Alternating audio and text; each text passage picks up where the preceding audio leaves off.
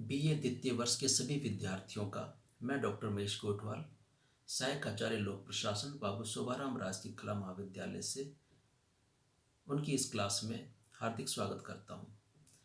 प्रिय विद्यार्थियों, हम अध्ययन कर रहे हैं आपके लोक प्रशासन विषय में द्वितीय प्रश्न पत्र का प्रशासनिक संस्थाएं। आज हम अपने इस वीडियो क्लास में बात करेंगे सरकार के बारे में और सरकार का संगठन किस तरह का होता है। तो सबसे पहले हम बात करेंगे सरकार के बारे में कि सरकार क्या होती है। प्रिय विद्यार्थियों, सरकार को जानने से पहले हम राज्य के बारे में बात करते हैं कि राज्य क्या है। राज्य एक अमूर्त संस्था होती है जो किसी को दिखाई नहीं देती है। सभी बस उसके अस्तित्व की कल्पना ही कर सकते हैं। राज्य क्या होता है यह हमें पास साफ स्पष्ट नज़र नहीं आता। हम सब राज्य के बारे में बात तो करते हैं लेकिन उसके अस्तित्व की हम कल्पना ही करते हैं, जबकि राज्य समाज का एक अनिवार्य राजनीतिक संगठन होता है। राज्य अपने क्षेत्र के अन्य सभी संगठनों से सर्वोच्च होता है, सबसे बड़ा होता है। जो राज्य है वो निर्भर करता है सरकार के ऊपर। सरकार के अभाव में राज्य की कल्पना नहीं की जा सकती है, क्योंकि राज्य को जो सरकार है वही मूर्त रूप प्रदान करती है।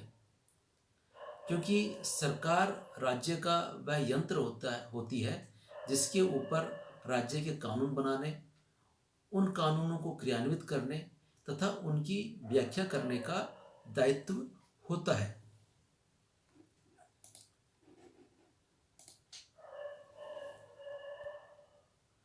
अगर हम बात करें सरकार के बारे में तो सरकार क्या है, सोल्टाउ ने कहा है।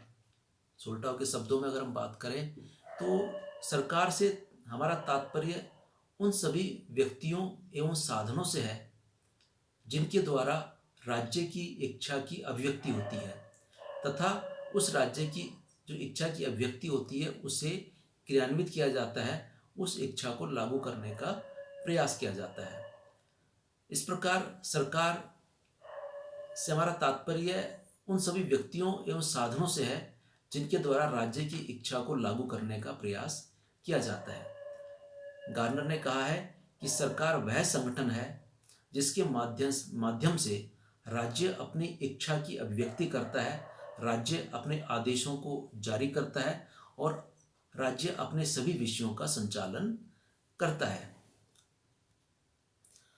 हम बर्क की बात करें तो बर्क ने साफ साफ यह कहा है कि सरकार तो मानव बुद्धि का एक ऐसा आविष्कार है जिसके द्वारा मानवों की, मनुष्यों की सभी इच्छाओं को पूर्ण किया जाता है। बर्क ने कहा है कि सरकार मानव बुद्धि का वह आविष्कार है जिसके द्वारा मनुष्य की इच्छाएं पूर्ण की जाती हैं। उन्होंने सरकार को परिभाषित करते हुए कहा है कि सरकार एक ऐसा अभिकरण या तंत्र है जिसके माध्यम से राज्य की इच्छा निर्मित, अभिव्यक्त और लागू की जाती है। एनसाइक्लोपीडिया ऑफ ब्रिटेनिका में कहा गया है कि सरकार सामाजिक जीवन के उस पहलू से संबंधित है जो सहमति और नियंत्रण, शक्ति एवं अधिकार पर केंद्रित है।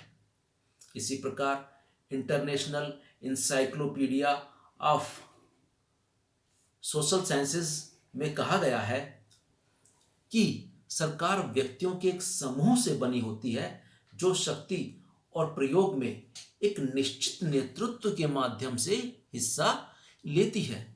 इस प्रकार से हम कह सकते हैं कि जिस उद्देश्य की पूर्ति के लिए राज्य नामक राजनीतिक संगठन निर्मित हुआ है, उस उद्देश्य की व्याख्या करने और उसे क्रियान्वित करने का काम सरकार करती है।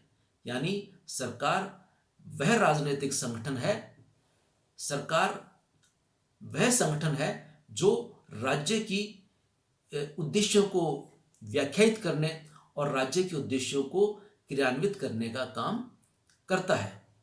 इस प्रकार सरकार जो है वह राज्य का अत्यंत आवश्यक अंग होती है। जो राज्य सरकार के माध्यम से ही अपनी संप्रभु शक्ति का प्रयोग करता है। इस प्रकार राज्य अपनी समझ शक्तियों का प्रयोग सरकार के माध्यम से ही कर सकता है। सरकार का जो निर्माण होता है वह शक्ति पृथक्करण के सिद्धांत से होता है। शक्ति पृथक्करण का सिद्धांत सरकार की इच्छा को मूर्त रूप देने के लिए, किस प्रकार सरकार की इच्छा को मूर्त रूप दिया जा सकता है, इसको निर्धारित करने का कार्य शक्ति पृथक्करण का सिद्धांत करता है। राज्य की इच्छा को मूर्त रूप देने के लिए सरकार के द्वारा अनेक कार्यों का निष्पादन किया जाता है। अनेक कार्य सरकार द्वारा किए जाते हैं।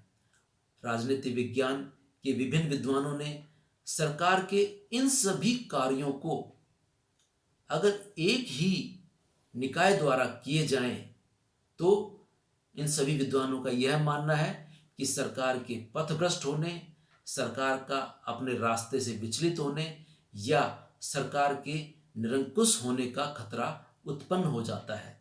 इसलिए राजनीति शास्त्र के विभिन्न विचारकों ने शक्ति पृथक्करण के सिद्धांत का निर्माण किया है।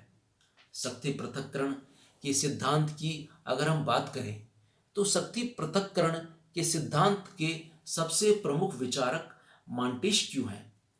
यह सिद्धांत, शक्ति पृथक्करण का सिद्धांत मॉन्टेस्क्यू के नाम से ही जुड़ा हुआ है। यद्यपि इस सिद्धांत का समर्थन मॉन्टेस्क्यू से पहले के और मॉन्टेस्क्यू के बाद के अनेक लेखकों ने किया है। इन विद्वानों में अरस्तु, Cicero, Polybius, Jean Bodin, John Locke, Blackstone, Madison और हैमिल्टन आदि विद्वानों का उल्लेख किया जाता है। जीन बोदा की बात करें तो जीन बोदा ने 16वीं शताब्दी में ही अपनी कृति डी रिपब्लिका में कहा था कि यदि राजा स्वयं ही विधि निर्माता और न्यायाधीश दोनों हो जाए तो वह राजा निर्दयी हो जाएगा और जो निर्दयी राजा है वो निर्दयतापूर्वक दंड की व्यवस्था करेगा। इसी तरह जॉन लॉक ने कहा था कि यदि विधि निर्माता ही विधि की जांच करे तो इससे स्वार्थपूर्ण उद्देश्यों की ही पूर्ति होगी, और यदि विधि निर्माता ही न्याय करने वाला बन जाए तो उससे अत्याचार की संभावना भी बढ़ जाती है।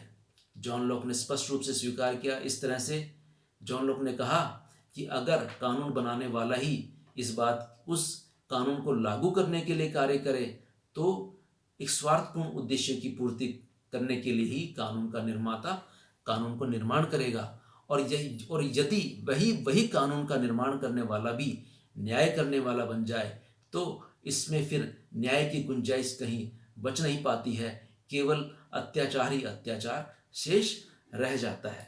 इस तरह से अगर हम मॉन्टेस्क्यू की बात करें तो मॉन्टेस्क्यू ने शासन के सभी कार्यों को 3 भागों में विभाजित करने की अनुशंसा की।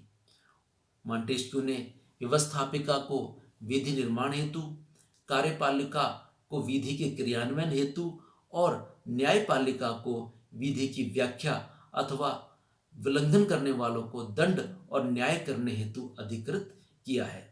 मॉन्टेस्क्यू ने न केवल शासन की तीनों शक्तियों को पृथक पृथक रखने का सुझाव दिया है, बल्कि यह भी कहा है कि उनका संचालन अलग अलग व्यक्तियों द्वारा या व्यक्तियों के समूह द्वारा किया जाना चाहिए, क्योंकि उनका मानना है कि यदि तीनों शक्तियों का कुछ ही हाथों में एकत्रीकरण हो जाए तो मॉन्टेस्क्यू साफ साफ कहते हैं कि इससे सर्वनाश निश्चित है। मॉन्टेस्क्यू का यह विचार भी था कि इन तीनों शक्तियों के एक ही निकाय में केंद्रित हो जाने से मानव की स्वतंत्रता खतरे में पड़ जाती है। इसलिए मॉन्टेस्क्यू ने सरकार के कार्यों को 3 पृथक पृथक निकायों के द्वारा संपन्न किए जाने का सिद्धांत प्रतिपादित किया है। इस प्रकार मॉन्टेस्क्यू के अनुसार सरकार द्वारा सामान्यतः 3 प्रकार के कार्य किए जाते हैं। सरकार सामान्यतः 3 प्रकार के कार्य करती है: कानून बनाने का, कानूनों को क्रियान्वित करने का, और जो व्यक्ति उन कानूनों का पालन न करे उन्हें दंडित करने का।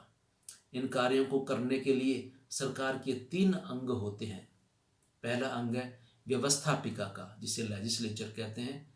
दूसरा अंग है कार्यपालिका का, जिसे एग्जीक्यूटिव कहते हैं, और तीसरा अंग है न्यायपालिका का, जिसे जुडिशरी कहते हैं। व्यवस्थापिका कानून बनाने का काम करती है, कार्यपालिका उन कानूनों को लागू करने का कार्य करती है, और न्यायपालिका उन सभी कानूनों की व्याख्या करती है तथा उनका उल्लंघन करने वालों को दंडित करती है, उनका उल्लंघन करने वालों को दंड देती है। इस प्रकार आज हमने बात की है अपनी इस क्लास में सरकार के बारे में, शक्ति पृथक्करण के सिद्धांत के बारे में और सरकार के 3 अंगों के बारे में। अब हम हमारी अगली क्लास में बात करेंगे हम व्यवस्थापिका के बारे में। धन्यवाद।